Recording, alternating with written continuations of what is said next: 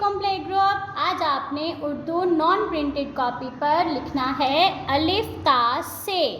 अलिफ से लेके से तक शुरू करते हैं। सबसे पहले आता है अलिफ, ऊपर से नीचे बिल्कुल सीधा अलिफ। अलिफ के बाद अलिफ मद आ, ऊपर से नीचे सीधा अलिफ और ऊपर ये मद अलिफ। अलिफ मद आ, अलिफ मद आ के बाद बे, जिसके नीचे एक नुक्ता, ये आपने थोड़ा सा स्लांट करना है लाइन के ऊपर और फिर ये सीधा। बे के नीचे एक नुक्ता।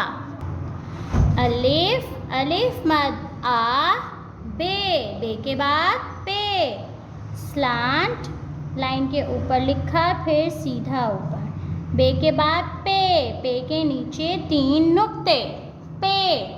अलिफ अलिफ मद आ बे पे, पे के बाद ते, जिसके ऊपर दो नुक्ते, ते के ऊपर दो नुक्ते, पे ते के बाद टे, स्लांट में किया लाइन के ऊपर फिर सीधा ऊपर।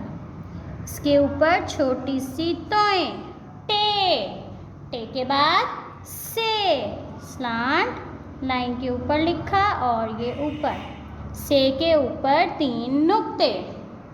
अलिफ अलिफ मद आ बे पे ते टे से।